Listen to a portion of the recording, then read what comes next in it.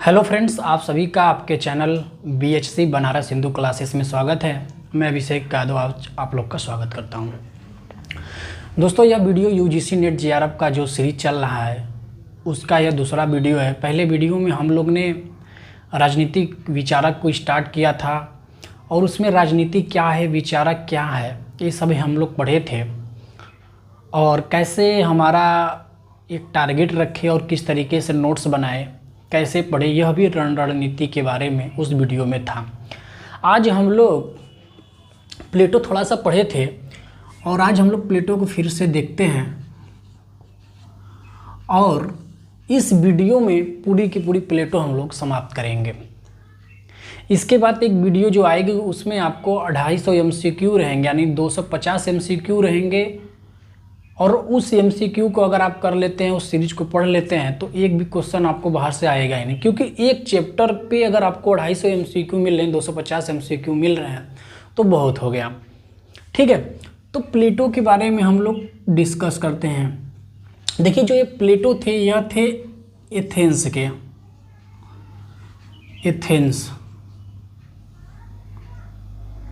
Athens एक शहर है ग्रीस का।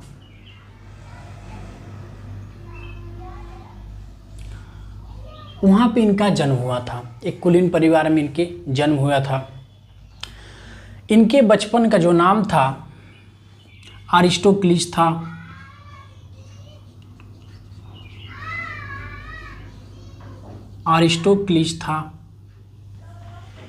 इनके पिता का नाम, इसी नाम में देखिए पहले क्या आता था कि जो बच्चे का नाम रखा जाता था तो पिता का नाम को मिला के रखा जाता था। तो इनके पिता का जो नाम था वह था अरिस्टोन।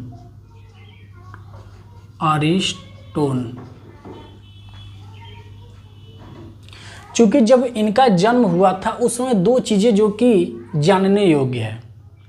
पहला यह कि वह जो एथेंस था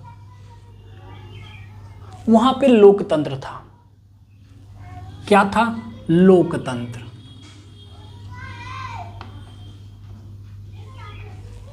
दूसरा यह था कि इस एथेंस में एक वार चल रहा था। वार किससे? स्पार्टा से। यह जो स्पार्टा है यह भी ग्रीक का ही शहर था और इन दोनों में एक वार चल रहा था। तो इनके जन्म के समय दो चीजें थी, एक यह कि एथेंस में लोकतंत्र था, दूसरा यह कि एथेंस और स्पार्टा में एक वार चल रहा था। इनका जन्म जो था वह 427, मृत्यु 347।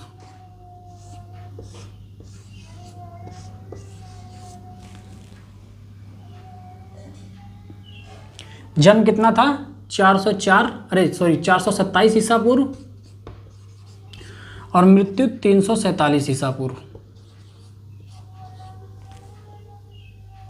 यह इनके जन्म का समय था।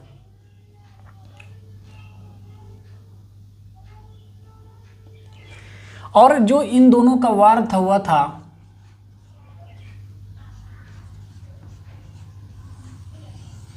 431 से 404, यानी इनके जन्म से पहले यह वार स्टार्ट हो चुका था। यानी 431 ईसा पूर्व से 404 ईसा पूर्व तक यह वार चला था।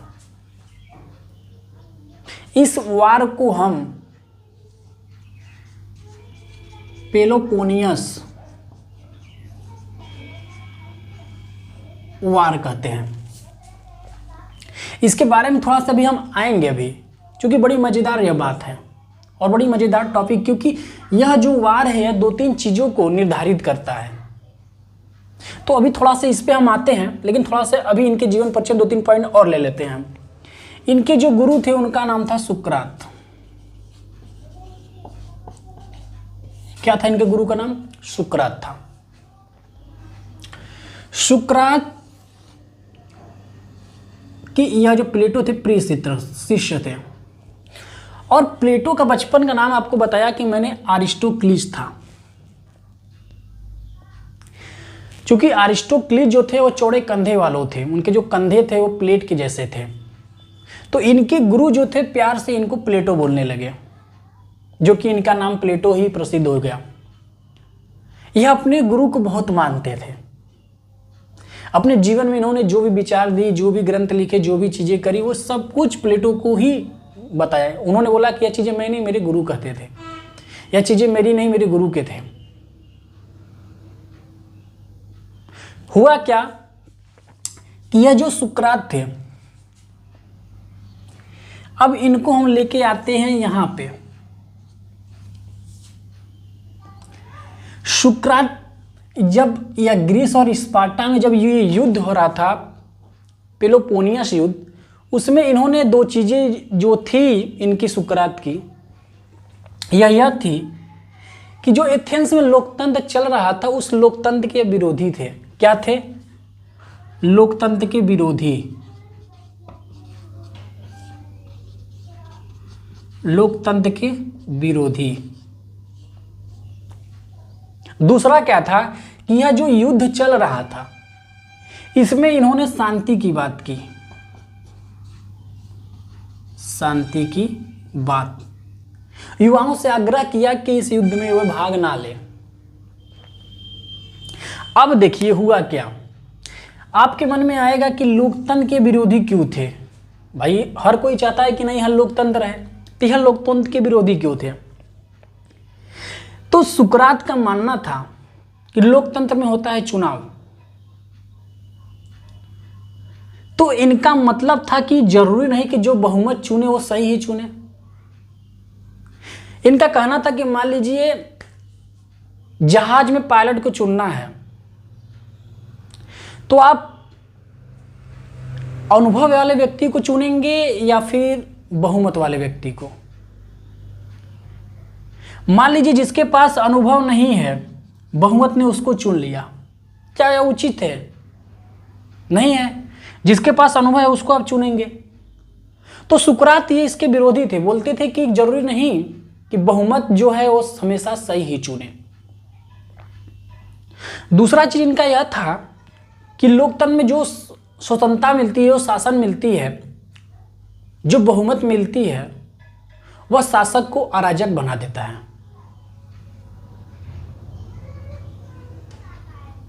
तो तीन चीजें इसी तरह जो थी जो कि सुकरात को उसका विरोधी बनाता है, उसके वह समर्थक नहीं थे। और भी चीजें हैं, उसको हम जब सुकरात को पढ़ेंगे उसमें तो विधिवत से पढ़ेंगे। फिलहाल थोड़ा से आपको बताया रहे हैं कि वो यह विरोधी थे लोकतंत्र के। दूसरी चीज कि इन दोनों में इन्होंने शांति की बात की थी। इन दोनों में युद्ध जो हुआ, उस युद्ध में स्पार्टा की विजय हुई। क्या हुई? विजय हुई। अभी हमने आपको बताया कि एथेंस में लोकतंत्र था, तो स्पार्टा में क्या था? स्पार्टा में कुलीन तंत्र था, शासन तंत्र कह सकते हैं या कुलीन तंत्र।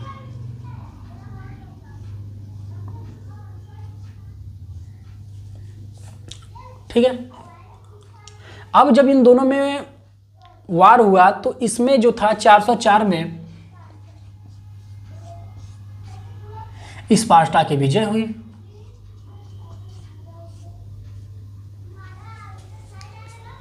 जब इसकी विजय हुई स्पार्टा की, तो एक और बात थी कि एथेंस में एक दल था,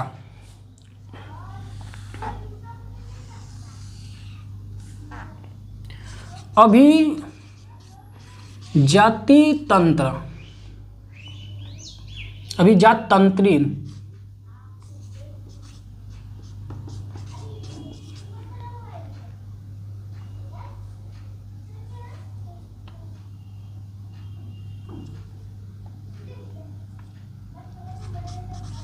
अभिजातांत्री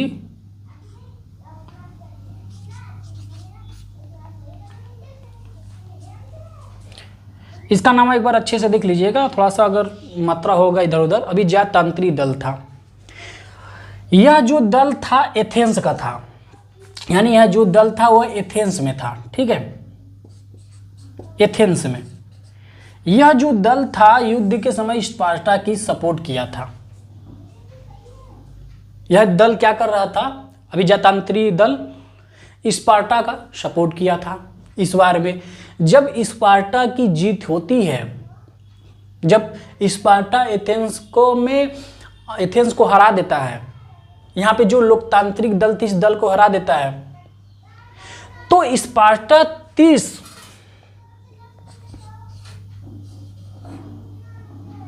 लोगों की अभितांत्रिक दल जो कि यहाँ पे उसको सत्ता दे देता है।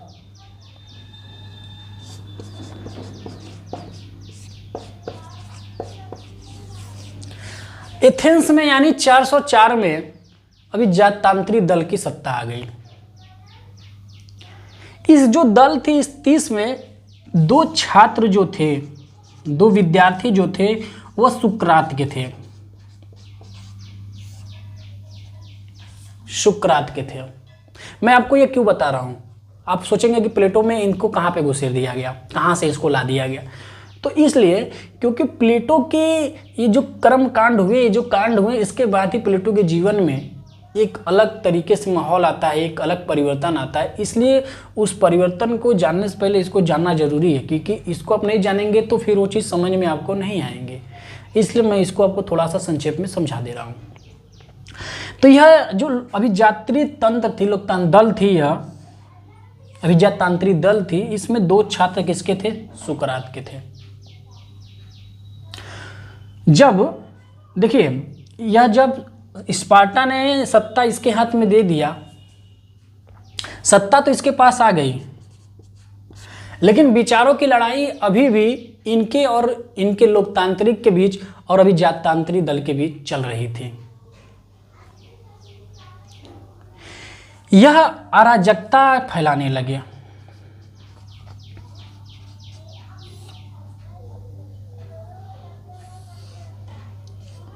लूटपाट, छिनैती, ये सब अराजकता फैलाने लगे। जैसे हुआ क्या कि जो यहाँ पे एथेंस की जनता थी उन्होंने विद्रोह कह लिया।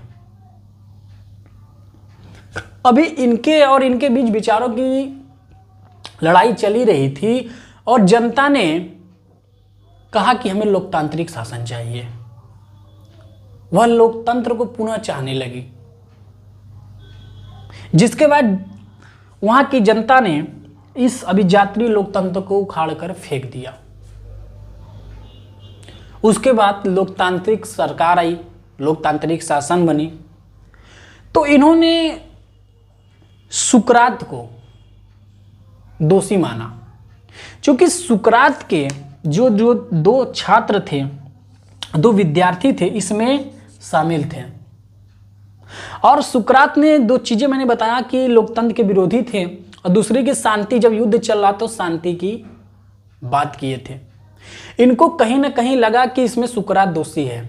इस युद्ध में जो इनकी हार हुई थी उस हार का सारा दोष सुकरात पे लपेट दिया गया, क्योंकि सुकरात सपोर्ट नहीं किए थे अपने छात्र की, लेकिन है कि भाई उनका उनसे संबंध है, छात्र गुरु का संबंध।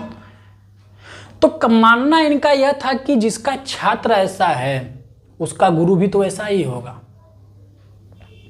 जिसके बाद इन्हें युवाओं को भ्रमित करने का और राजद्रोह का आरोप लगाकर इन्हें जहर दिया गया, जैसा आप लोग जानते भी होंगे। जब सुकरात की मृत्यु होती है उसके बाद प्लेटो के जीवन पे, प्लेटो के बहुत ज़्यादा प्रभाव पड़ता है। प्लेटो को डर हो गया, क्योंकि प्लेटो अपने गुरु की पूरी बात मानते थे। यहां तक कि प्लेटो ने जो भी चीजें लिखी अपनी संवाद शैली में लिखी है, और संवाद शैली में मतलब यह कि जो भी चीजें थी पूरी अपने गुरु को समर्पित किए थे। सुकरात की एक चीज और थी कि उस समय जब लोकतंत्र था, वहां पे लोकतंत्र चल रहा था, तो वहां पे सोफिस्ट थे। सोफिस्ट का मतलब टीचर, गुरु। उस समय जो गुरु थे वो पैसा लेके जो शिक्षा देते थे उन्हें हम सोफिस्ट कहते थे, गुरु कहते थे। उन गुरु को उस समय सोफिस्ट कहा जाता था। जब सुकरात आए,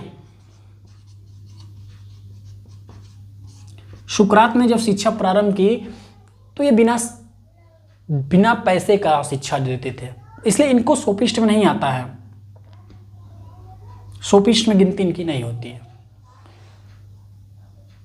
तो अगर आपसे सोफिस्ट पूछा जाए कि सोफिस्ट का मतलब क्या था, तो उस समय जो पैसे लेकर शिक्षा देते थे, यानी हम कह सकते हैं कि जो शिक्षा का व्यवसाय करते थे उनको हम सोफिस्ट कहते थे। यह भी पूछ सकता है कि क्या सुकरात सोफिस्ट थे, तो सोफिस्ट सुकरात नहीं थे। एक बार आप फिर से समझ लीजिए, उसके बाद हम आके प्लेटो पे आते हैं। जब प्लेटो का जन्म हुआ था उस समय एथेंस में हुआ था। एथेंस में चल रहा था लोकतंत्र, यानी एथेंस में उस समय लोकतंत्र था। उसी समय एक चीज़ और थी कि एथेंस और स्पार्टा में वार चल रहा था। उस वार को हम पेलोपोनेसियस वार कहते हैं, जिसमें स्पार्टा की जीत हुई 404 में। स्पार्टा का सपोर्ट एथेंस के एक दल ने किया था जिसका नाम था अभिजातंत्री लोक दल।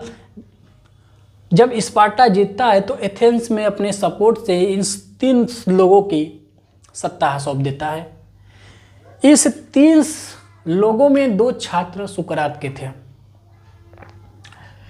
विचारों की सत्ता आ गई, उसके बाद भी लोकतांत्रिक दल, लोकतांत्रिक जो विचारधारा के लोग थे उनसे और अभिजातंत्री जो दल थे उनसे एक विचारधाराओं की लड़ाई चल रही थी।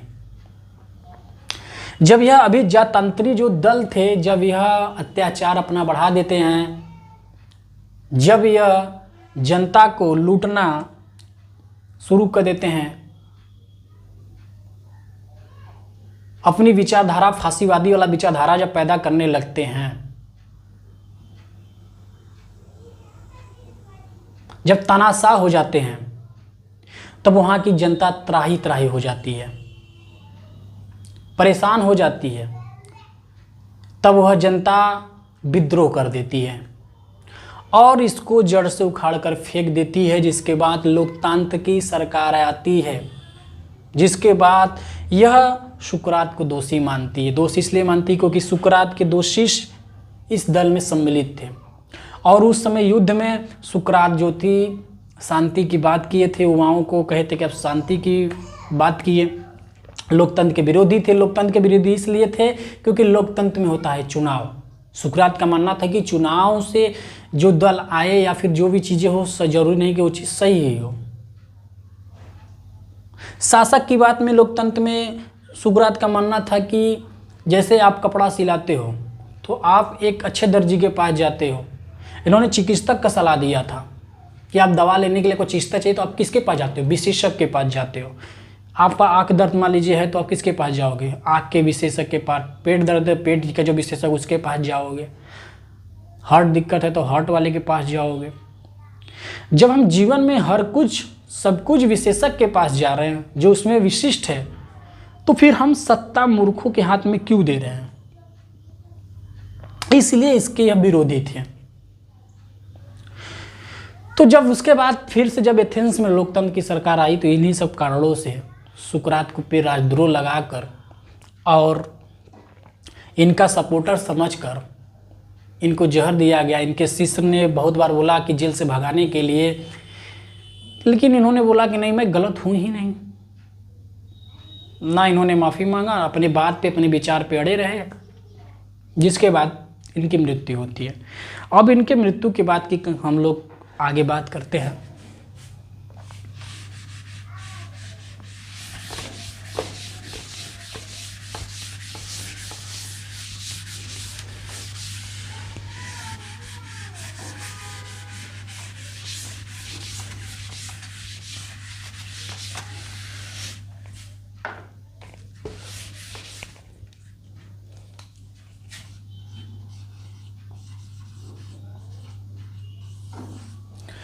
जब सुकरात की मृत्यु होती है तो प्लेटो के अंदर भी एक डर होता है, क्योंकि जब लोकतंत्र की सरकार आई तो जितने भी लोकतंत्र के विरोधी थे उन सभी को पकड़ने लगी, जेल में डालने लगी।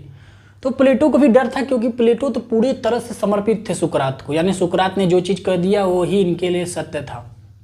एथेंस छोड़ के इटली, भारत औरत इन सब का भ्रमण किए। उसके बाद जब ये प्लेटो आते हैं तो आदर्श राज्य का एक सपना लेके आते हैं कि एक आदर्श राज्य हो, एक दार्शनिक राजा हो। उसके लिए इन्होंने 2-3 चीजें की। पहला चीज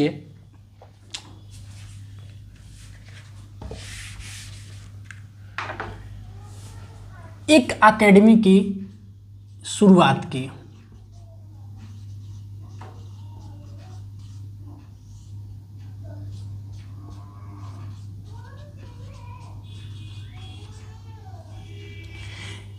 तीन सौ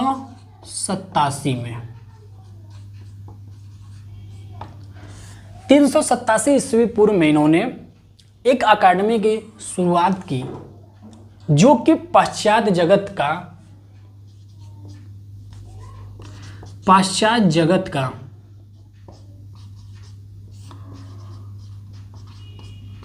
प्रथम विद्यालय था,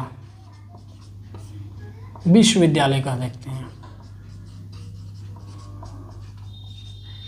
पाश्चात्य जगत का प्रथम विश्वविद्यालय था, जो यह अकादमी की खासियत है कि 900 वर्ष तक चली थी।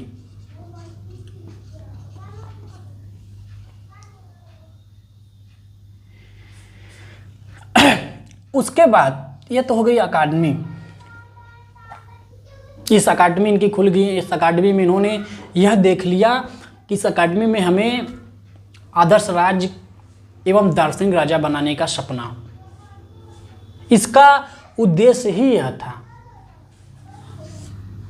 आदर्श राज्य की स्थापना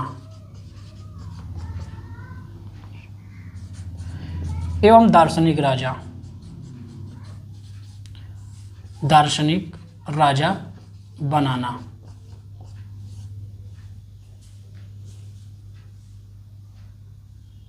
इनकी इस विद्यालय का अगर उद्देश्य पूछता है कि जो प्लेटो का यूनिवर्सिटी था, जो प्लेटो की अकादमी था, उसका उद्देश्य क्या था, तो आदर्श राज्य की स्थापना करना ही इसका उद्देश्य था। प्लेटो जो इनके गुरु पे आरोप लगाए थे, उसके खंडन के लिए एक रचना, एक उनकी ग्रंथ थी अपोलॉजी।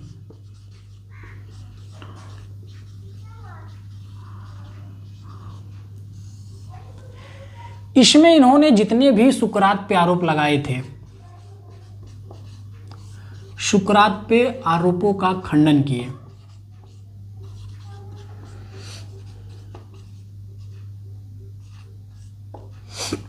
जितने भी सुकरात पे आरोप लगाए थे राजद्रोह का, उन सभी विचाराओं का, उन सभी आरोपों का खंडन करते हैं।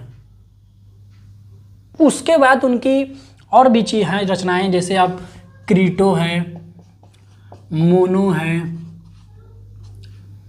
फेडो है। इनकी एक प्रसिद्ध, जो कि सबसे प्रसिद्ध रचना थी, रिपब्लिक।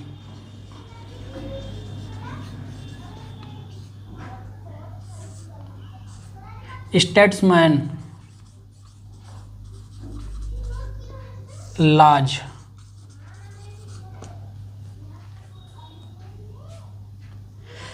इस रिपब्लिक में न्याय के बारे में उन्होंने लिखा है। इसका हिंदी शीर्षक भी न्याय की संरचना है।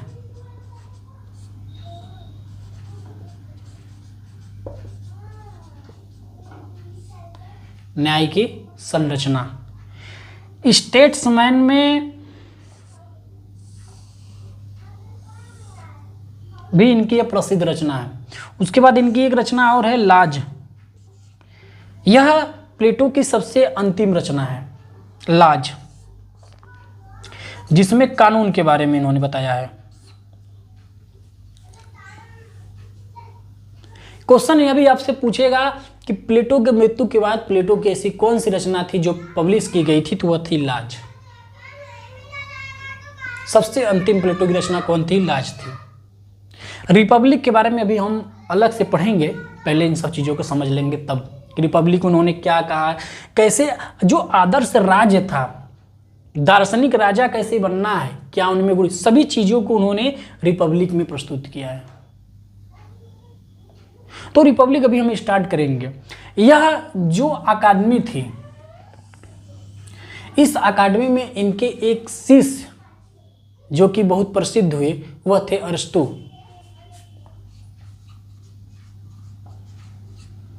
अरिस्टोटले। इसी अकादमी से, इसी यूनिवर्सिटी से पढ़े हुए थे। पूछा भी जाता है कि प्लेटो के शिष्य कौन थे? अरस्तु।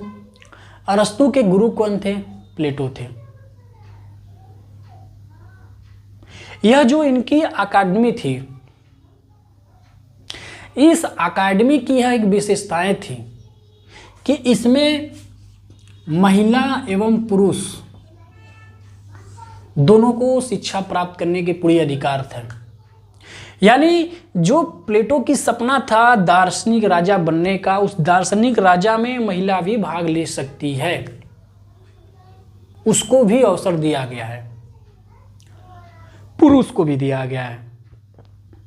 तो प्लेटो जो थे वो महिला और पुरुष दोनों के समर्थक थे, दोनों के शिक्षा के समर्थक थे। प्लेटो की जो अकादमी थी, जो उनकी शिक्षा व्यवस्था थी, वो 3 खंड में इन्होंने डिवाइड किया था। इनकी जो प्रवेश प्रक्रिया थी इसमें अकादमी में, उसमें एक विशेषता यह थी कि गणित का ज्ञान, ज्यामिति का ज्ञान आपको होना चाहिए।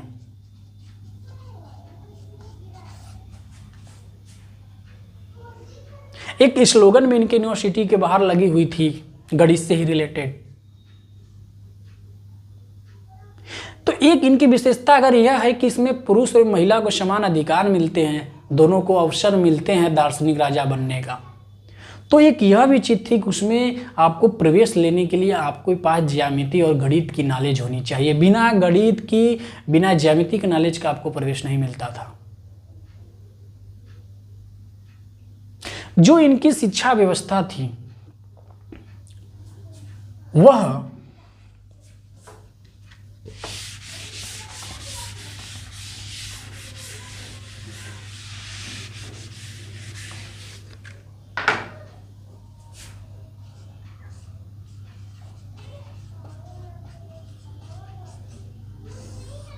दो तरीके से इनकी शिक्षा व्यवस्था हम समझते हैं। पहला था प्राथमिक, दूसरा था उच्च।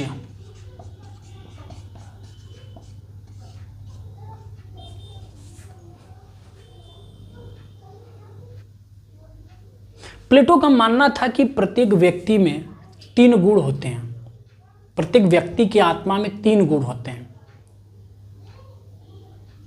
और जो समाज है उन समाज में भी गुण के आधार पे 3 वर्ग हैं। समाज,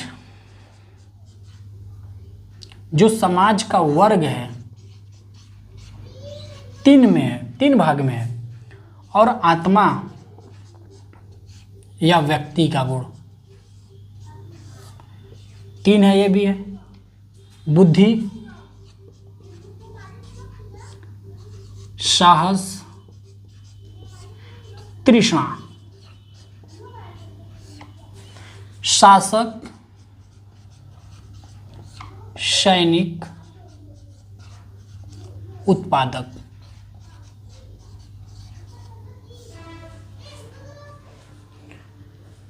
प्लेटो कहते हैं कि प्रत्येक व्यक्ति के आत्मा में, प्रत्येक व्यक्ति में 3 गुण होते हैं, और यह जो समाज है इस समाज को भी हम 3 वर्ग में डिवाइड कर सकते हैं या किए हैं।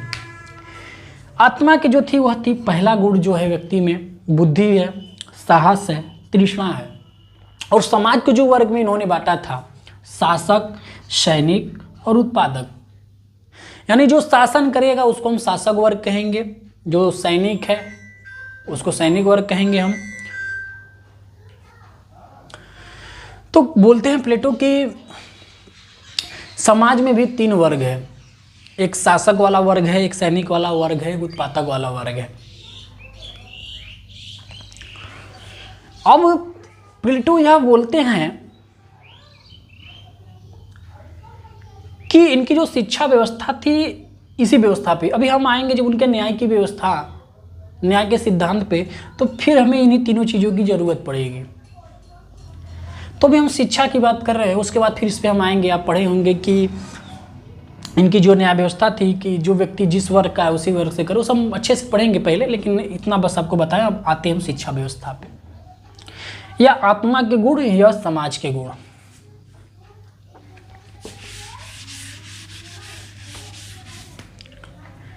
प्लेटो की जो शिक्षा व्यवस्था है वह 3 भाग में समझ लेते हैं हम।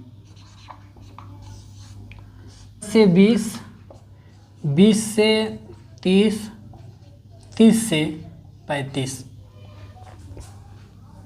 अभी हम आपको बताए थे कि जो समाज के गुण हैं और आत्मा के जो गुण हैं,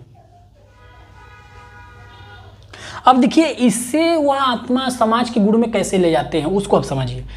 इन्होंने बोला कि पहले जो होगी पढ़ाई, जो आपकी शिक्षा होगी वह 10 से 20 वर्ष होगी, फिर 20 से 30 वर्ष की होगी, फिर 30 से 35 वर्ष की होगी। ये बोलते हैं कि 10 से 20 के पढ़ाई के बाद, जो 10 से 20 साल वाली पढ़ाई है, 10 से 20 वर्ष की, इसमें जो फेल हो गया वह उत्पादक करेगा।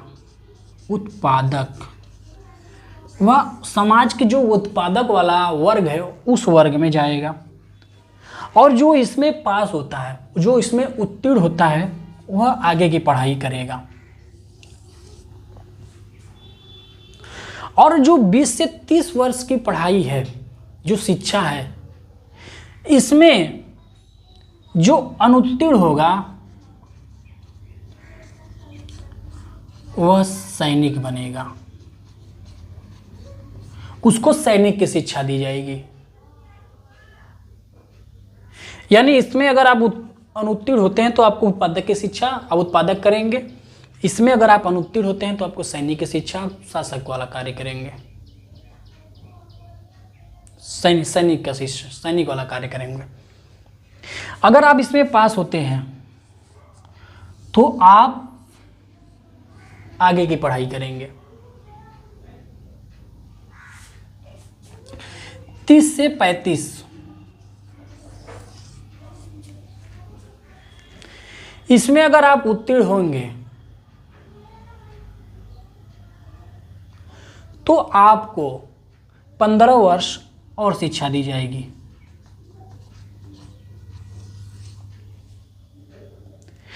और यह शिक्षा आपको दी जाएगी दार्शनिक राजा की, कि दार्शनिक राजा कैसे बने, क्या सही है क्या गलत है, तर्क वितर्क कैसे आप करेंगे।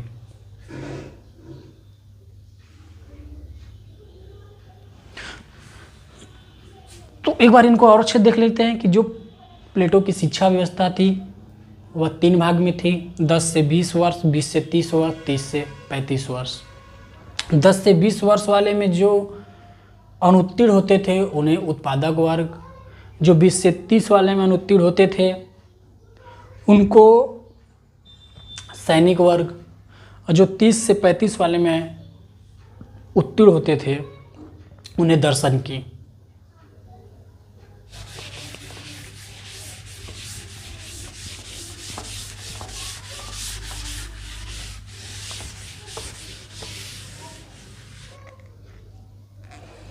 आइए अब हम चलते हैं प्लेटो की रिपब्लिक पे।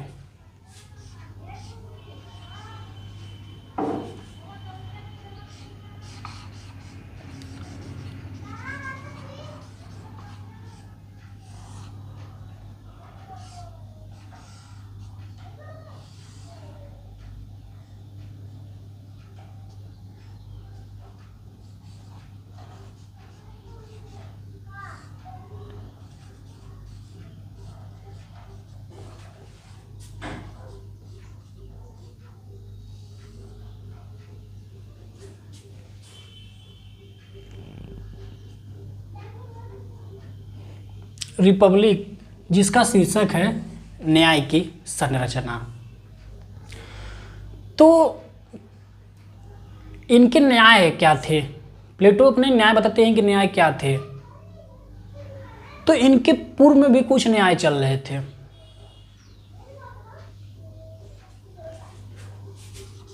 परंपरावादी,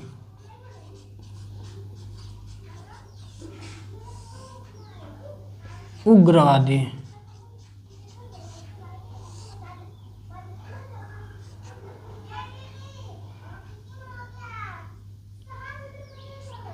परंपरावादी, उग्रवादी और एक व्यवहारवादी।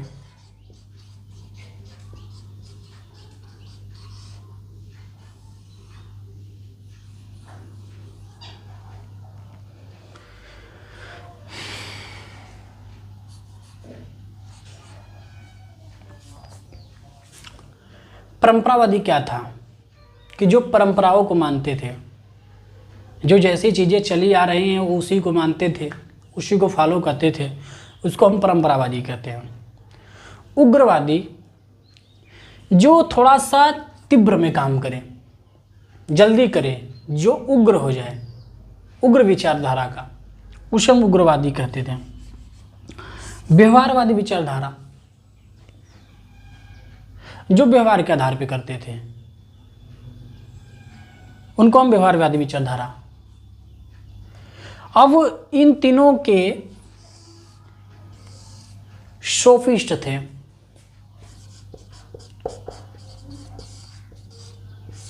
आपको पहले शुरुआत मैंने बताया था कि एथेंस में सोफिस्टों की चलती थी।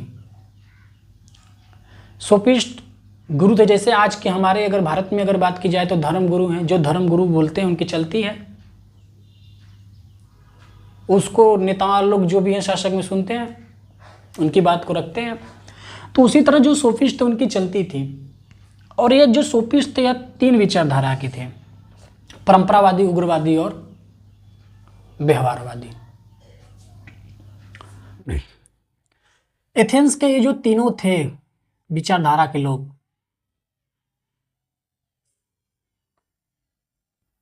परंपरावादी, व्यवहारवादी और उग्रवादी वाले, तो प्लेटो को अपनी न्याय क्या है यह बताने से पहले उनको यह साबित तो करना पड़ेगा कि जो न्याय क्या नहीं है। अगर हम कह रहे हैं कि यह अच्छा है तो हमें यह भी डिफाइन करना पड़ेगा कि क्या अच्छा नहीं है। तो अगर प्लेटो को यह सिद्ध करना है कि ये न्याय है, तो ये भी तो सिद्ध करना पड़ेगा कि क्या न्याय नहीं है। तो परंपरावादी के एक विचारक थे, दो थे परंपरावादी। हम आपको बताएं कि जो परंपराओं को मानते थे, यानी जो चीजें परंपरा से चल रही उसको चलने दो, बस उनको उसी से मतलब था, तो उस विचारधाराओं को हम परंपरावादी विचारधारी कहते हैं। इसमें दो थे, एक सेफलस, उस समय जो कि प्रसिद्ध सोफिस्ट थे, इनके ही पुत्र थे पॉलीमार्कस। दोनों में से किसी एक को पूछ सकता है कि पॉलीमार्कस की विचारधारा क्या थी, तो प्लेटो ने अपनी विचारधारा क्या प्रस्तुत की, या सेफलस का पूछ सकता है। जो प्लेटो का ग्रंथ है रिपब्लिक, यह समझ लीजिए कि यह जैसे आप नाटक वाला पुस्तक पढ़े होंगे, उसमें एक चीज दिया रहता है, यहां पे इन्होंने ये कहा, यहां पे इन्होंने ये कहा, उसी प्रकार इनकी यह पुस्तक थी।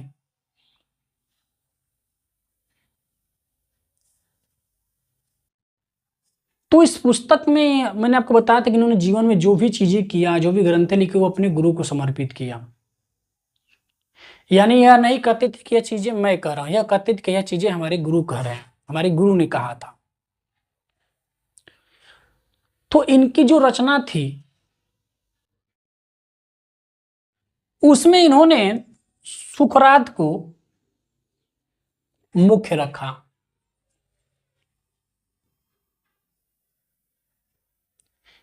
इनके जो पात्र थे वो काल्पनिक थे,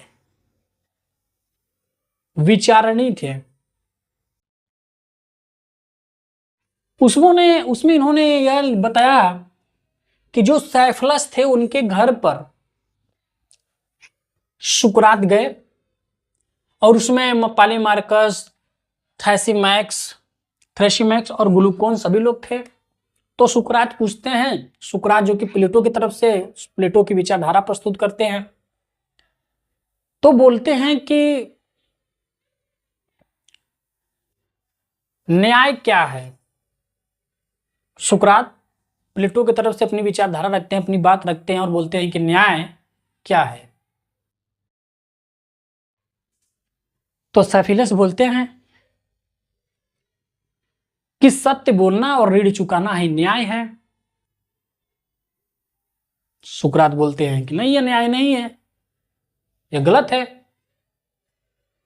अपनी विचारधारा रखते हैं, उन्होंने बोलते हैं, प्लेटो की विचारधारा रखते हैं, वहां पे बोलते हैं कि आपके मित्र आपको तलवार दिया है, अपने मित्र से तलवार लिए हुए हैं और आपका मित्र पागल हो गया है, आपका मित्र पागल हो गया है।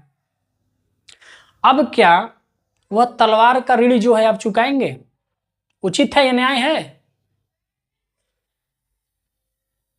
दूसरी बात तो उन्होंने बोला कि अच्छी बताइए, डाकू लोग आए हैं, लुटेरे आए हैं और किसी सज्जन व्यक्ति को मारने के लिए, और आप जानते हैं कि वो सज्जन व्यक्ति छिपा हुआ है और आपसे पूछ रहे हैं क्या यहां पे सत्य बोलना न्याय है? सैफलस शांत हो गए। तो इन्होंने बोला कि नहीं, यह न्याय नहीं है, हर जगह सत्य बोलना और ऋण चुकाना न्याय नहीं है। पालीमार्कस जो उनके पुत्र थे, ये बोले कैसे कैसे आप हर चीज को इनकार कर रहे हैं। सुकरात शांत रहे, फिर बोले आप बताइए न्याय क्या है। पालीमार्कस कहते हैं कि दोस्तों को लाभ पहुंचाना, दुश्मन को हानि पहुंचाना, यानी दोस्त के साथ मित्रता, मित्र के साथ मित्रता, दुश्मन के साथ दुश्मनी, यही न्याय है। सुकरात हंसने लगे, बोले ये न्याय नहीं है।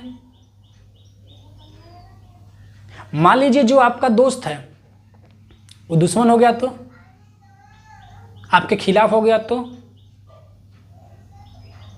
ये तो स्वार्थ है ना, कि जो आपका दोस्त है उसके साथ आप मित्रता करेंगे, जो दुश्मन उसके साथ। तो इसका भी इन्होंने खंडन किया। उसके बाद थे उग्रवादी विचारधारा के उग्रवादी। इनसे पूछा गया कि भाई न्याय क्या है बताइए।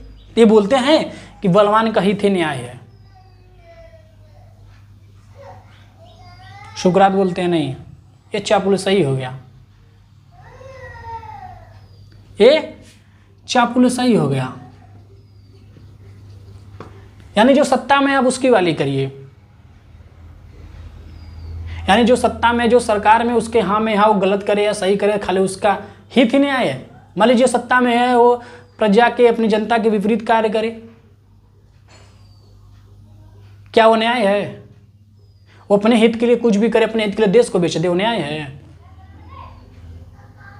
बोले चापलूस सही है, न्याय नहीं है। उसके बाद उनके भाई थे, प्लेटो के भाई थे ग्लूकोन। आपको बता दें जो ग्लूकोन थे, आप ग्लूकोन का नाम सुनेंगे, ग्लूकोन, वो ग्लूकोन कौन थे? प्लेटो के भाई थे, छोटे भाई थे, प्लेटो के भाई। यह व्यवहारवादी विचारधारा के थे, यह व्यवहार पे विचार, मतलब व्यवहार में विश्वास रखते थे। यह बोलते हैं कि न्याय की भय संतान है। कहते हैं कि न्याय क्या है? न्याय आसक्त व्यक्तियों की आवश्यकता है, यानी जो आसक्त है, जो कमजोर है, जो निर्धन है, जो दुखी, उसकी आवश्यकता है। सुकरात बोलते हैं नहीं, ये गलत बात है। न्याय केवल आसक्त व्यक्ति की आवश्यकता नहीं है, न्याय संतुलन है। चाहे सशक्त हो चाहे असक्त हो, न्याय सबको जरूरी है, दोनों को जरूरी है। इस तरीके से सुकरात ने प्लेटो के विचारों को रखा। एक चीज ध्यान दीजिए कि यह सुकरात जो विचारधारा इसमें रखी गई है, क्या सुकरात उसमें जीवित थे? नहीं, लेकिन प्लेटो ने सुकरात को इसमें रखा हुआ है। कि यह गुरु हमारे सुकरात थे। इस तरीके से क्यों? क्योंकि सुकरात के चीज़ों को लोग समझे, सुकरात को लोग समझे, वह सुकरात के विचारों को, सुकरात को जन जन तक पहुंचाना चाहते थे। यह तो हो गई इनकी खंडन कि प्लेटो ने इन सब चीज़ों का खंडन कर दिया कि ये न्याय नहीं, ये न्याय नहीं है। तो अब बात आती है कि भैया न्याय क्या है? सभी ने बोला बताओ न्याय क्या है, न्याय बताइए फिर क्या है? ये न्याय नहीं तो न्याय क्या है? इन्होंने कहा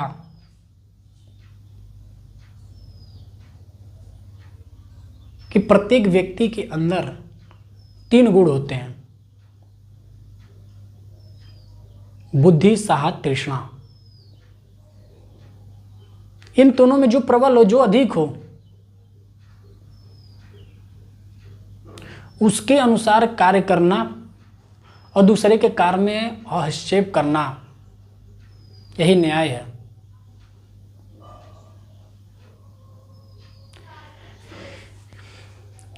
यानी अपनी योग्यता के अनुसार कार्य करना और दूसरे के कार्य में हस्तक्षेप करना ही न्याय है। यही बात रिपब्लिक में भी प्लेटो ने कहा। जो रिपब्लिक में न्याय का अगर कहा जाए विशेषता कहें तो ये विशेषता है। योग्यता के आधार पर कार्य करना, यानी आप में जो योग्यता है। मान लीजिए प्लेटो का मानना था कि प्रत्येक व्यक्ति में 3 गुण है, बुद्धि, साहस, तृष्णा। अगर किसी व्यक्ति में बुद्धि ज्यादा है तो उसे शासक बनाओ, अगर किसी व्यक्ति में साहस ज्यादा है तो उसे सैनिक बनाओ, किसी व्यक्ति में तृष्णा ज्यादा है तो उसे उत्पादक बनाओ। प्लेटो का मानना था कि अगर व्यक्ति में साहस ज्यादा है उसको उत्पादक बना दिया और जिसको तृष्णा ज्यादा है उसको साहस बना दिया तो नहीं चल पाएगा।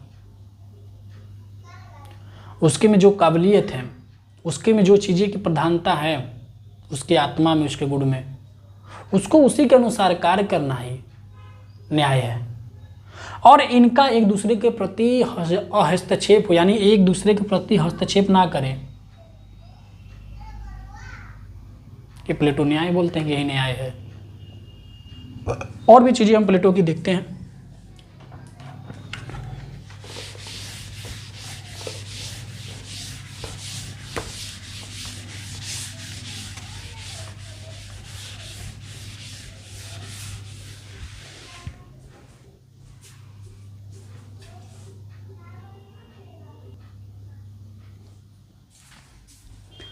अब कुछ पॉइंट को नोट कर लीजिए जो कि ज़रूरी है। अभी तक हमने केवल लेक्चर के थ्रू सुना और जाना। अब इन सब चीज़ों को हम थोड़ा सा एक एक पॉइंट हेडिंग के तौर पे लिखेंगे, नोट्स के तौर पे, और उसको समझेंगे विधिवत। क्योंकि वो चीज़ों में बोलने में क्या है, कुछ चीज़ें छूटी होंगी, कुछ चीज़ें नहीं भी बताए होंगे, तो इसलिए अब इसको थोड़ा सा हम लोग लिख लेते हैं और समझ लेते हैं। रिपब्लिक जो कि प्लेटो की प्रसिद्ध पुस्तक थी, यह कैसी ग्रंथ थी? क्वेश्चन पूछता है कि जो रिपब्लिक थी प्लेटो की वह कैसा ग्रंथ था? तो यह दार्शनिक ग्रंथ था। कैसा था? दार्शनिक। इसीलिए प्लेटो को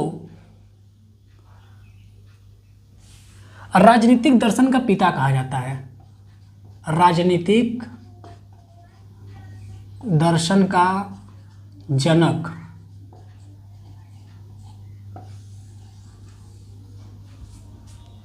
राजनीतिक दर्शन का जनक किसे कहा जाता है? प्लेटो कहा जाता है। दर्शन शास्त्र का भी जनक किसको कहा जा सकता है? प्लेटो को। तो रिपब्लिक कैसी थी? रिपब्लिक एक दार्शनिक ग्रंथ थी। यह किस भाषा में थी? तो ग्रीक शब्द जो कि भाषा में है। इसके जो मुख्य पात्र थे कौन थे? सुकरात। अभी हम आपको बताए थे कि यह जो थी, इसमें इन्होंने जो भी चीज़ें कहा है उसको सुकरात को लगा कहा है, सुकरात को रख के कहा है। तो इसके मुख्य पात्र कौन थे? सुकरात। पूछ सकता है कि रिपब्लिक के मुख्य पात्र कौन थे? तो प्लेटो के गुरु सुकरात थे। ठीक है। अब यह जो रिपब्लिक है इसका उद्देश्य क्या है? हमने आपको शुरू में बताया था कि जो रिपब्लिक है इसका उद्देश्य प्लेटो का यही था कि आदर्श राज्य की स्थापना करना। प्लेटो का आदर्श राज्य क्या था कि प्रत्येक व्यक्ति के आत्मा में 3 गुण होते हैं और उनके गुण के अनुसार प्रत्येक व्यक्ति को कार्य करना और दूसरों में हस्तक्षेप करना ही न्याय है। और समाज के भी 3 गुण हैं, शासक, सैनिक और उत्पादक। और आदर्श राज्य का बनाने का मेन मकसद था कि एक दार्शनिक राजा हो जो सही गलत को समझे कि सही क्या है गलत क्या है, उसके आधार पर न्याय करे।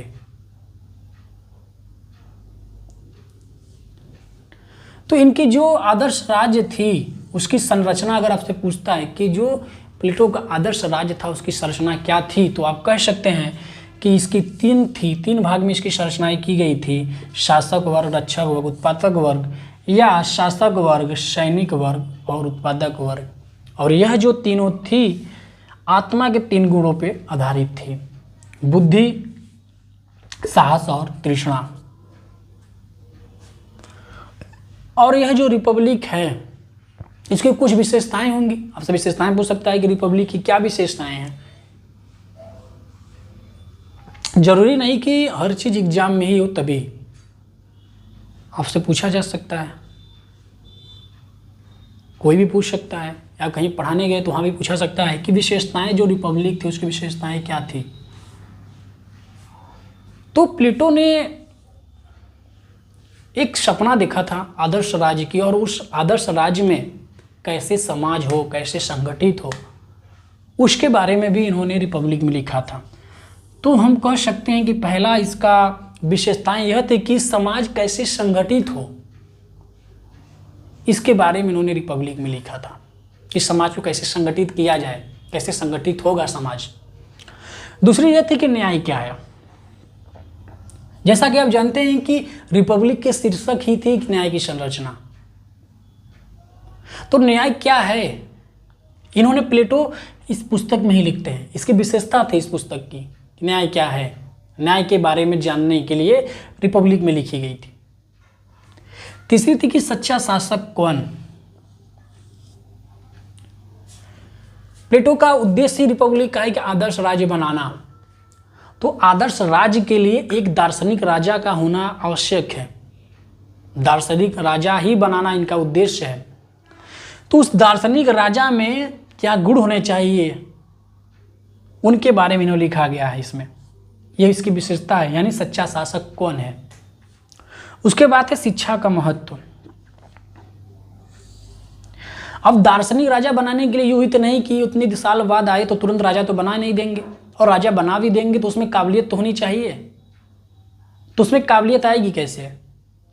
पहले आप शिक्षा दोगे तब तो उसमें काबिलियत आएगी। तो उसके लिए उन्होंने शिक्षा के महत्व को बताया, शिक्षा की विशेषताओं को बताया। उसके बाद है गुफा रूपक। गुफा रूपक का मतलब है कि अज्ञान से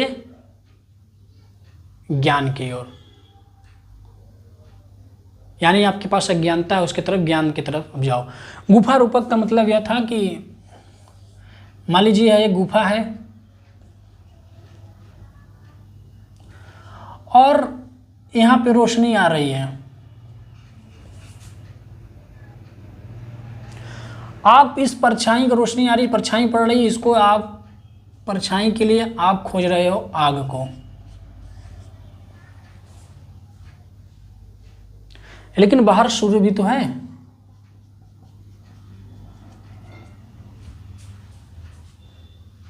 सूर्य के भी प्रकाश हो सकता है।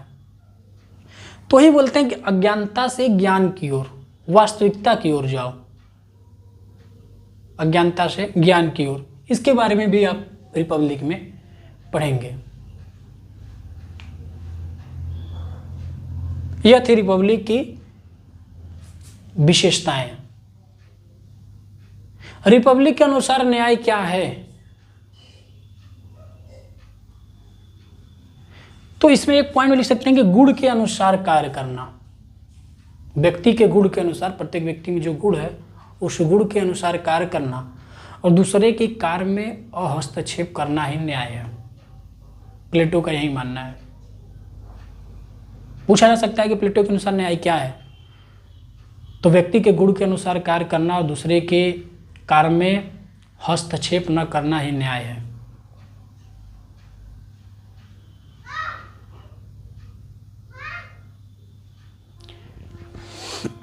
एक पॉइंट और इसमें है जो मेरे दिमाग में भी चढ़ नहीं रहा है। जैसे कि मान लीजिए हम लोग बात विचार कर रहे हैं, वार्तालाप, तो इसको क्या कहेंगे? संज्ञानात्मक ऐसी कुछ तरह से से नाम हमको ध्यान नहीं चल रहा है, उसी के अनुसार जो कि यह रिपब्लिक लिखी गई है।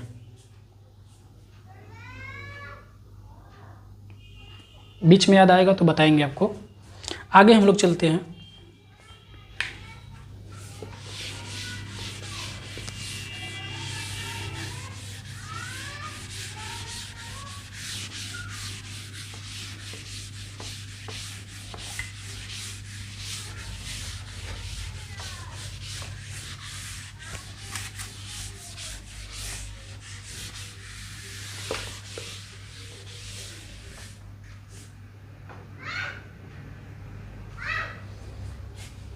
देखो, नोट्स लिखने की ज़रूरत हमको नहीं लग रहा है कि पड़ेगी।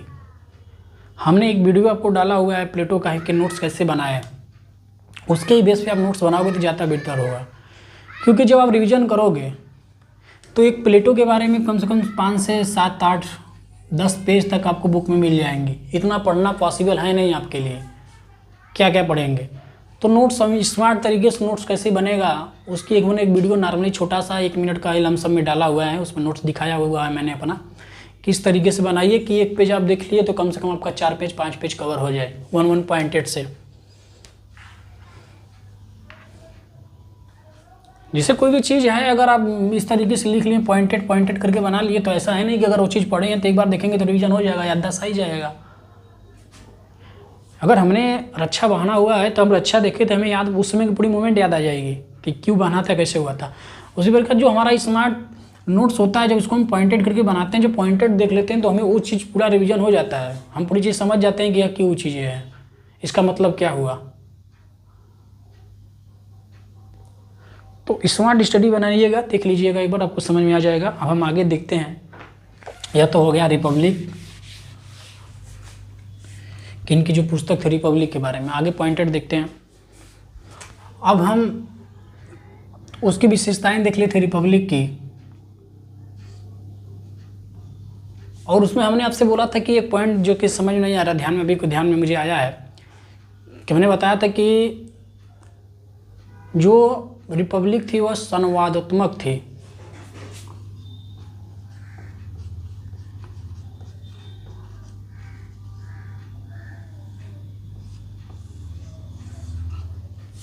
संवादात्मक मतलब कि उसमें दो लोग हो गए और विचार हो गई, बातचीत, वार्तालाप जैसा। तो उनकी जो प्लेटो की चीज़ें थी वह पूरी रिपब्लिक संवादात्मक थी। यानी मान लीजिए यहाँ पे कोई एक विचारक हो गया और यहाँ पे एक विचारक हो गया था, तो इन चीज़ों से जो क्वेश्चन होता था और आंसर होता, यहाँ पे एक तो व्यक्ति हो गया, दूसरा यहाँ पे सुकरात। प्लेटो यहाँ पे अपने न रखे, सुकरात को रखे हैं। जैसे यहाँ पे मान लीजिए एक एग्जाम्पल हम देखते हैं, न्याय क्या है, ठीक। यह क्वेश्चन प्लेटो का ही है, लेकिन प्लेटो अपने यहाँ पे न रहकर सुकरात को रखे हैं। यानी सुकरात पूछते हैं कि न्याय क्या है तो दूसरा कोई उत्तर देता है। फिर जब ये पूछते हैं कि न्याय क्या है तो यहाँ पे प्लेटो ही उत्तर दिए हैं, लेकिन प्लेटो अपनी जगह क्या रख दिए, सुकरात को। प्लेटो के यानी प्लेटो की चीज़ों को वहाँ पे सुकरात प्रस्तुत कर रहे हैं, विचारों को। तो उसी को हम संवादात्मक चीज, मतलब यही दिमाग में नहीं आ रहा था कि इसको क्या बोलेंगे, संवादात्मक बोलेंगे। ठीक है, बाई चांस अगर पूछ सकता है या कोई पूछ लिया कि जो रिपब्लिक प्लेटो की ग्रंथ थी वो कैसी थी, तो संवादात्मक थी, ये जानना जरूरी है। अब हम आते हैं शिक्षा का सिद्धांत। जो प्लेटो ने शिक्षा दिया था रिपब्लिक, उसका सिद्धांत क्या था? रिपब्लिक हमने पढ़ लिया, उसमें शिक्षा की बात कही गई थी, तो उसका सिद्धांत क्या था? तो यह जो शिक्षा थी, अभी इसके पहले भी हमने बताया था, लेकिन उसमें कुछ चीज़ें मैंने छोड़ा था। मैंने बोला था कि इसको आगे हम लोग समझेंगे। शिक्षा के मैंने 3 भाग में बताया था कि 10 से 20 इस तरीके से था। तो अब यहाँ पे मैंने 2 चीज़ और बताई थी आपको कि प्रारंभिक शिक्षा और उस शिक्षा, लेकिन इसके आगे मैंने नहीं बताया था आपको। प्रारंभिक शिक्षा में 3 खंड थे।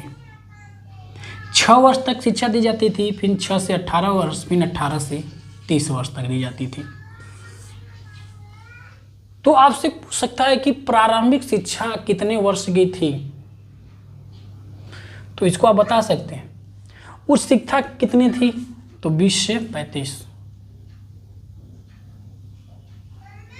इसमें जो उत्तीर्ण होता था वही उच्च शिक्षा में जाता था। प्राथमिक शिक्षा में उत्तीर्ण वाले ही उच्च शिक्षा में भाग लेते थे, और जो उच्च शिक्षा में उत्तीर्ण हो जाता था, यानी जो 35 वर्ष की शिक्षा थी, इसको उत्तीर्ण करने वाले को 15 वर्ष की शिक्षा और दी जाती थी। क्या शिक्षा दी जाती थी? दर्शन इसकी। क्योंकि प्लेटो तो चाहते थे कि दार्शनिक राजा बने, तो दर्शन की शिक्षा अलग से, यानी राजा बनने की शिक्षा दी जाती थी। प्लेटो के और भी चीज़ें मज़ेदार हैं, जिसको हम और पॉइंटेड में जब जाएंगे तो वहाँ पे जाएंगे। इन्होंने कुछ चीज़ें बाउंडेशन भी लगाई थी कि जो हमारा शासक वर्ग है, जो राजा वर्ग, वो शादी नहीं करेगा और वो परिवार नहीं होगा उसका, उसके बच्चे को न किसी को पता नहीं चलेगा, उसका घर द्वार कुछ भी नहीं होगा, यानी उसका जीवन केवल अपने राज्य के लिए होगा। बड़ी मज़ेदार चीज़ें हैं, आगे हम समझेंगे, उसको पढ़ेंगे। तो यहाँ पे हम समझ लिए कि जो प्रारंभिक शिक्षा थी उस शिक्षा थी, जो प्रारंभिक शिक्षा में उत्तीर्ण जो होगा वही उच्च शिक्षा में भाग लेगा, उच्च शिक्षा लेगा।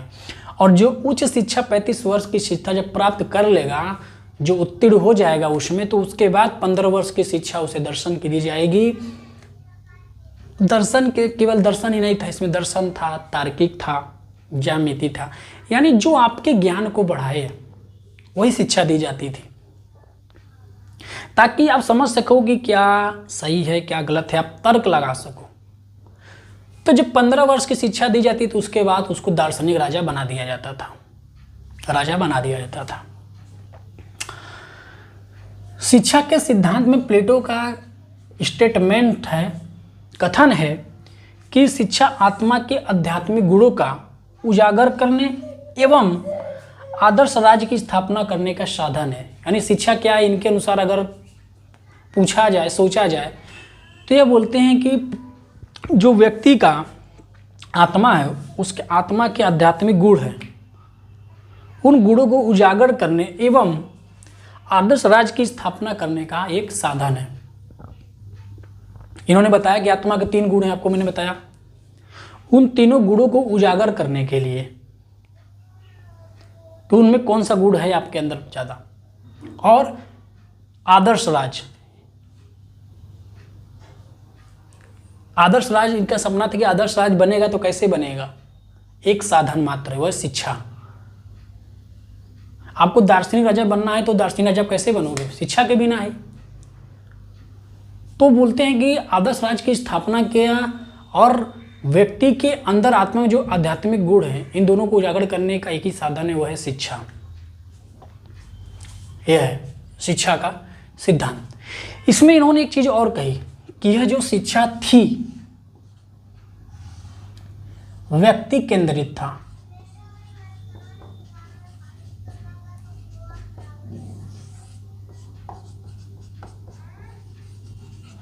सोफिस्ट के बारे में हमने बताया था कि जो सोफिस्ट थे वो पैसा लेते थे, व्यवसाय करते थे, यानी एक प्रकार से शिक्षा व्यवसाय था, और यह सब व्यवसायिक थे जितने सोफिस्ट थे, पैसा लेके शिक्षा देना।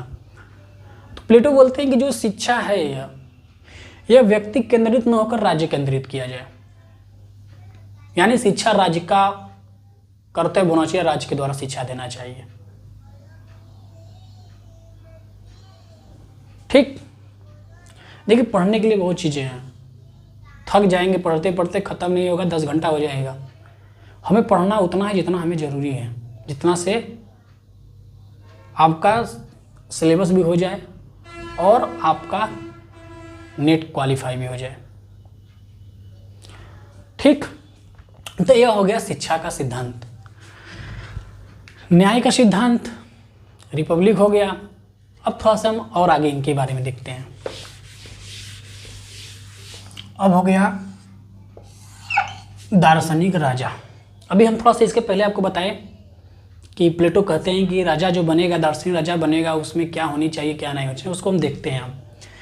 प्लेटो कहते हैं कि दार्शनिक राजा में क्या गुण होनी चाहिए। आपसे पूछ सकता है कि प्लेटो का जो प्लेटो सपना देखते हैं, जो प्लेटो बोलते हैं कि दार्शनिक राजा होनी चाहिए, तो दार्शनिक राजा में क्या गुण होनी चाहिए। आप चाहते हैं कि दार्शनिक राजा हो तो दार्शनिक राजा में वो चीज़ें होनी चाहिए, कैपेसिटी होनी चाहिए, काबिलियत होनी चाहिए। तो बोलते हैं कि वह उच्च शिक्षा कंप्लीट किया हो, प्लस जो 15 साल की दार्शनिक तार्किक जो दर्शन शास्त्र की शिक्षा, जो एक दार्शनिक राजा बनने की शिक्षा थी, वो भी कंप्लीट करना चाहिए। यानी टोटल 50 वर्ष की शिक्षा उसकी कंप्लीट हो। यानी जो दार्शनिक राजा बनेगा उसकी 50 वर्ष की शिक्षा पूरी होनी चाहिए, पहला चीज़। दूसरा चीज़, न्याय की गहरी समझ हो। न्याय क्या है उसको बहुत अंदर तक गहरी समझ होनी चाहिए, ये दार्शनिक राजा में होनी चाहिए। उसका कोई परिवार या संपत्ति नहीं, मैंने बताया था इसके पहले कि जो राजा होगा उसकी संपत्ति नहीं होगी, उसकी परिवार नहीं होगी। क्योंकि प्लेटो का मानना था कि आपकी संपत्ति होगी, आपका परिवार होगा, तो आप अच्छे से न्याय नहीं कर पाओगे, आप भ्रष्ट होना तय है। मान लीजिए जितने भी नेता हो रहे हैं वो भ्रष्ट क्यों हो रहे हैं, आपने कभी सोचा है? क्योंकि उनका परिवार है, उनका दपना है। जब मैं जब आता है तो व्यक्ति भ्रष्ट होता है। आप कितनों कह लोगे कभी न्याय नहीं कर पाओगे। मान लो आज के हालात के अनुसार अगर कोई व्यक्ति है, कोई विधायक है, कोई एमएलए है, कोई सांसद है, उसके अपने घर के कोई अपराध करेंगे, क्या उसे फांसी देगा, उसे सजा दिलाएगा? नहीं, वो न्याय कर ही नहीं सकता, निष्पक्ष न्याय कभी नहीं हो सकता। तो प्लेटो वही बोलते हैं कि परिवार और संपत्ति नहीं होनी चाहिए, क्योंकि परिवार और संपत्ति हो जाएगी तो वहाँ पे आ जाएगा मैं, मेरा, मेरी पत्नी, मेरी संपत्ति, मेरा, यानी जो राजा दार्शनिक को भ्रष्ट हो जाएगा। अगर इसका परिवार, सब पत्नी, धन दौलत जो भी चीज़ है, तो राजा को, दार्शनिक राजा को पता ही नहीं होनी चाहिए, उसको कोई जानकारी नहीं होनी चाहिए। तो यह भी विशेषता उस दार्शनिक राजा में होनी चाहिए। उसके बाद था ज्ञान प्रेमी। दार्शनिक राजा ज्ञान प्रेमी हो, यानी वह सत्य की खोज हो, सत्य जानने की इच्छुक हो। अगर उसके पास कोई न्याय के लिए जाता है तो यूं ही वो न्याय ना करे, वो सत्य क्या है उसकी लालसा होनी चाहिए, उसकी इच्छा होनी चाहिए सत्य जानने की। उसीलिए कहा है प्लेटो ने कि वो ज्ञान प्रेमी होनी चाहिए, यानी सत्य की उसके अंदर इच्छा होनी चाहिए, सत्य प्रेमी होना चाहिए।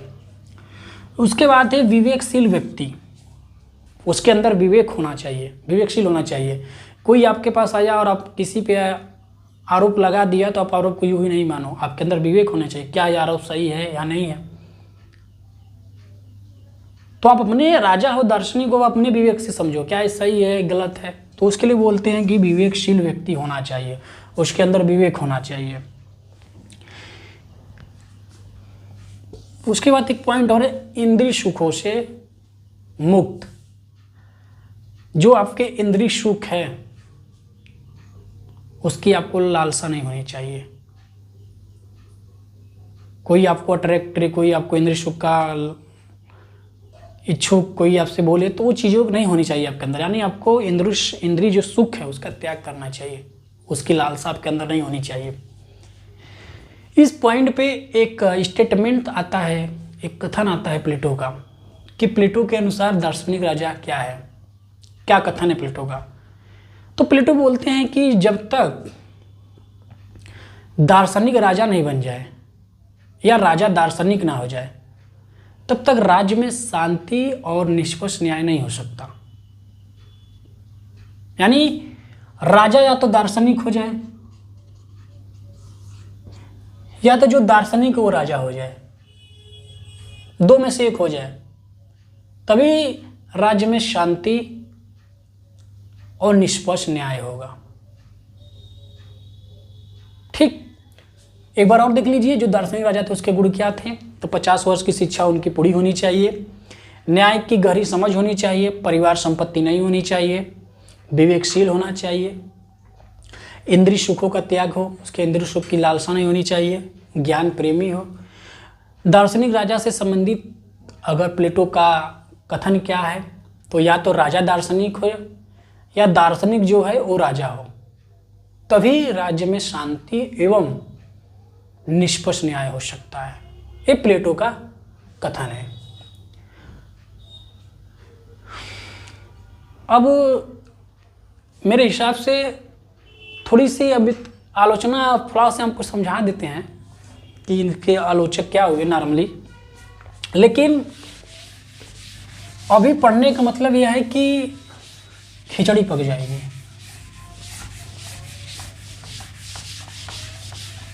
और हमेशा से हुआ है, पढ़ते होंगे, पढ़ते समय आपके भी साथ हुआ है, हमारे भी साथ हुआ है, जब हम एक साथ विरोधात्मक आलोचनात्मक पढ़ते हैं तो जो चीज़ें प्लेटो ने कहा है उसको याद जो किए जाते हैं वो भूल के हम उसकी याद करते हैं, उसके क्या होता है, खिचड़ी मिक्स हो जाता है। जैसे हमने प्लेटो पढ़ा, अब प्लेटो के अपने शिष्य अरस्तु ने इनका विरोध किया है, खंडन किया इनके विचारधारा का, आलोचक है। तुरंत अगर हम इसके पॉइंटेड के बाद अगर आलोचक को पढ़ते हैं, खिचड़ी बनना तय है, तो फिर हम करें क्या? आपका प्लेटो कंप्लीट हो गया। अब जब अरस्तु पढ़ो और इसके बाद जो भी है कार्ल मार्क्स है, जो भी चीज़ें हैं उनको पढ़ रहे हो, तो जब उनको पढ़ो तो उसमें जो उनकी विचारधाराएं खुद आएंगी तो आपको समझ में आ जाएगा कि इन्होंने इसका विरोध किया है। उस समय दोनों को मिला कि उस समय जब इसको पढ़िएगा तब इसके आलोचनात्मक पढ़ लेंगे तो ज़्यादा बेटर हो जाएगा। तब तक यह आपका मजबूत हो जाएगा, अच्छे से आप रिविजन कर लेंगे, याद हो जाएगा। फिर भी थोड़ा सा देखते हैं।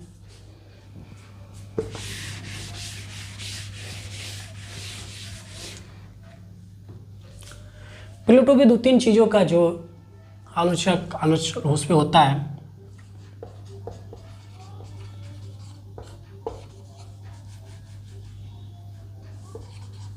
प्लेटो पे इन दोनों का विचारधाराओं का आरोप क्यों लगता है, इसको हम समझते हैं।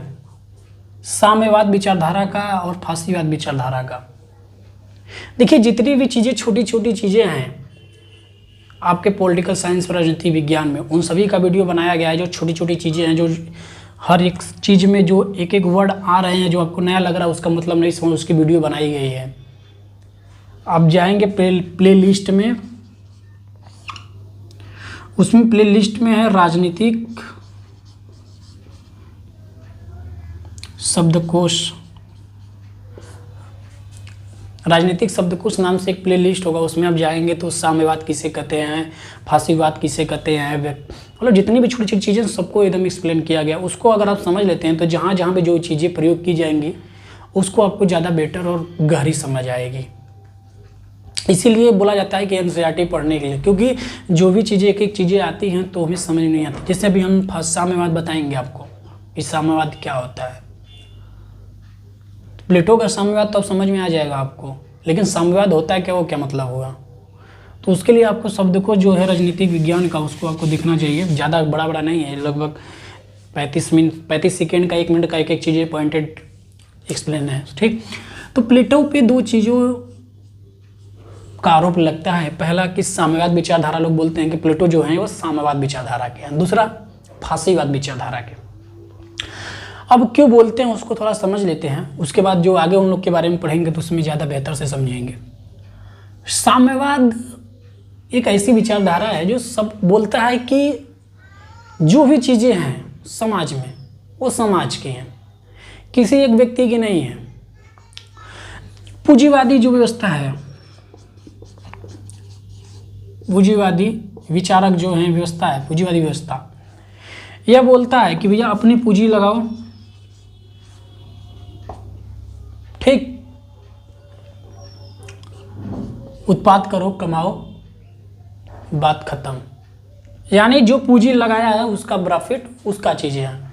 ये पूंजीवाद की है कि जो पूंजी लगाया है उसका चीज़ें हैं। लेकिन साम्यवाद ऐसा नहीं कहता है। साम्यवाद बोलता है कि समाज में सभी का समान उत्पत्ति, मूल्य, जो भी चीज़ें हैं उन सब पे सभी का समान है, समान अधिकार है, बराबर अधिकार है। जैसे मान लीजिए आप एक खेत है, इसमें 15 लोग कार्य कर रहे हैं, 15 किसान हैं, 15 मजदूर हैं, कार्य कर रहे हैं। तो पूंजीवाद बोलेगा कि इसका एक मालिक है, 15 में एक मालिक है और 14 मजदूर हैं, इसका प्रॉफिट एक को होगा, इसका मालिक एक है, यह पूंजीवादी हो गया। साम्यवादी क्या कहेगा? साम्यवादी विचारधारा के अनुसार क्या है कि यह जो 15 लोग हैं यह सभी का है, इसका जो उत्पाद होगा बराबर बराबर 15 लोग को बटेगा। क्या साम्यवाद विचारधारा है? इसमें जो शासक है हस्तक्षेप नहीं करता है, इसको साम्यवाद। फासीवाद का मतलब देखिए क्या है। फासीवाद का मतलब यह है कि तानाशाह, यानी कि जो प्रजा है, जो जनता है, उसकी स्वतंत्रता की, उसकी विचारधाराओं को आप दबा दो, कम कर दो। कोई एक पार्टी, कोई एक शासक द्वारा जनता को दबा देना, उसकी विचारधाराओं को, उसकी स्वतंत्रता को कम कर देना, ये तानाशाह है। फासीवाद उसी को बोलते हैं।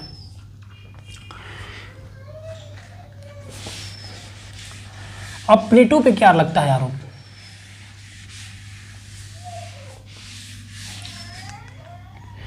प्लेटो ने दार्शनिक राजा को बोला कि आप संपत्ति नहीं रख सकते हो, आप स्त्री नहीं रख सकते हो, आपका परिवार नहीं होगा, आपके बच्चे नहीं होंगे, आपका अपना कोई नहीं होगा, आपका अपना कोई नहीं होगा, आप देश के लिए, अपने राज्य के लिए काम करोगे, प्रजा के लिए अपने आप काम करोगे। तो उसको साम्यवाद से जोड़ा गया, क्योंकि साम्यवाद में किसी का कुछ नहीं है, सबका है, समाज का है। तो बोला जाता है कहीं न कहीं प्लेटो साम्यवाद का समर्थक निकलता है, साम्यवाद का कहीं न कहीं समर्थक, कहीं न कहीं साम्यवाद से विचार से प्लेटो की विचार मिलती है। अब ये तो आपको ये पॉइंट बताया जा रहा है, इसके बारे में हम लोग अभी विधिवत